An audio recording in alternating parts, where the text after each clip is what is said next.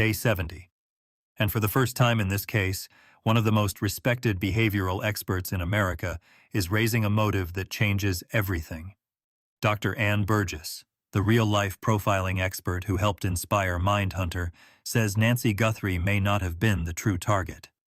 If she is right, then this may not have started as a kidnapping for money. It may have started as payback. Nancy Guthrie has now been missing for 70 days. No suspect has been publicly named. No arrest has been made. And after weeks of theories focused on ransom notes, Bitcoin, DNA, and possible cross-bur leads, Burgess has introduced a very different way to read this case. Not as a crime centered on Nancy herself, but as a crime centered on the person who would be hurt most by taking her, Savannah Guthrie. That is what makes this such a serious shift. Ann Burgess is not just another television guest offering a theory. She worked with the FBI's Behavioral Analysis Unit. She spent years studying violent offenders, motive, victim selection, and criminal behavior. When she looks at a case and says the victim may not have been the real target, that matters because it forces a harder question. Why Nancy? Why an 84-year-old woman? Why this house? Why this family? Why this level of cruelty? And Burgess's answer is that the motive may be personal, not random, not purely financial. Personal. On Brian Enton Investigates, Burgess said, investigators would have had to ask Savannah a painful question. Has anyone at any point over the years ever sent threatening letters? Ever held a grudge? Ever had a reason to want to hurt someone in her orbit? That is the frame Burgess is using. Who in NY's orbit would suffer the most if Nancy disappeared? And the answer is obvious. Savannah. If that theory is right, then the entire case changes shape. Because now the ransom may not be the motive. The ransom may be the costume. The Bitcoin demand may not tell us why this happened. It may only tell us how the people behind it wanted the crime to look.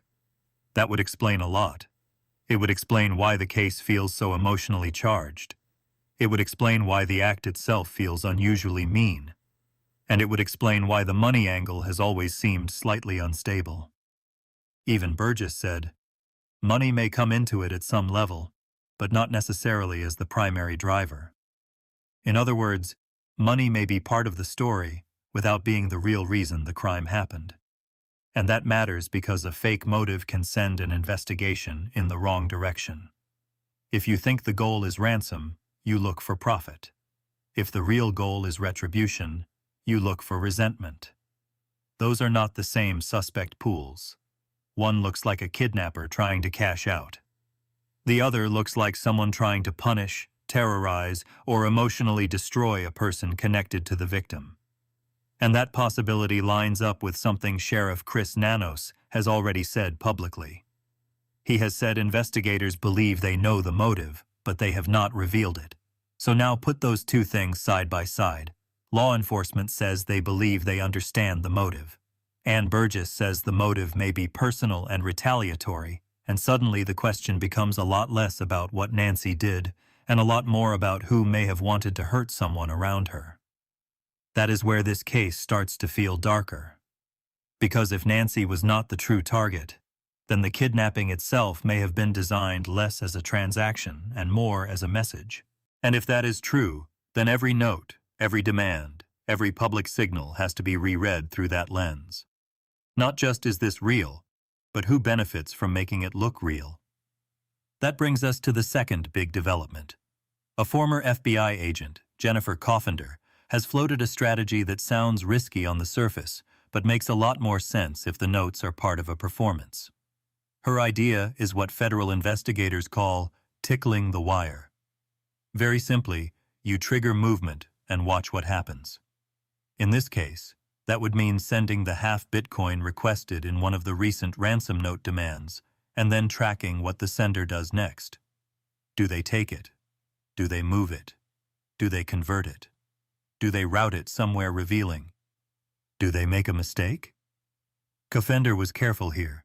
She did not say she believes the person behind the note definitely has real knowledge of what happened to Nancy. In fact, she said that was unlikely. But her point was different. If you create a transaction, you may create a trail. And even if the sender turns out to be only an extortionist, not a kidnapper, that could still produce useful evidence, or at least take one malicious actor off the board. That idea becomes more interesting when you put it next to another warning that came out this week. Experts told Parade that highly sophisticated senders using VPNs, encrypted connections, and foreign services can be extremely difficult to trace through normal digital means. So, if tracing the notes from the outside is hard, then forcing the sender to act may be one of the only ways to get them to expose something. That does not mean the family should blindly pay, and it does not mean the sender is credible. It means investigators may be running out of passive ways to learn something from these messages. And in a case like this, passive investigation is sometimes the enemy. If Burgess is right, the motive may be buried in old grudges, old threats, old resentments, old emotional damage. If Coffin Daffer is right, the next useful clue may not come from waiting. It may come from provoking a response. That is what makes Day 70 feel different.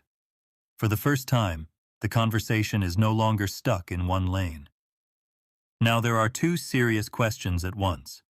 First, was Nancy Guthrie actually the intended victim, or was she the person chosen to hurt somebody else? Second, if the ransom notes are part of the manipulation, can investigators use them against the sender before the sender disappears again? And all of this is happening while the public pressure around the sheriff is rising. Chris Nanos now has until April 21, 2026 to answer formal questions from the Puma County Board of Supervisors. Coffender told Newsweek that this is a huge distraction. Her argument is simple.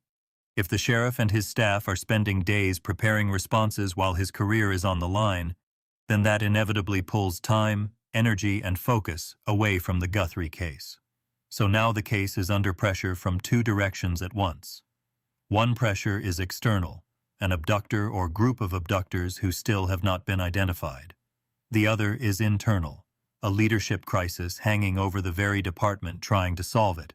That is not a small detail because cases like this do not just depend on evidence. They depend on momentum. And right now, momentum is exactly what this case cannot afford to lose. Ann Burgess may have just explained why this crime happened. Jennifer Coffender may have just pointed to one way investigators could force the next mistake, and the sheriff is now heading toward an April 21st deadline while the clock keeps moving on Nancy. So maybe the biggest question in this case is no longer whether there was a ransom plan. Maybe the biggest question is whether the ransom story was ever the real story at all. Because if Nancy Guthrie was taken to punish someone else, then the motive was never money. It was pain.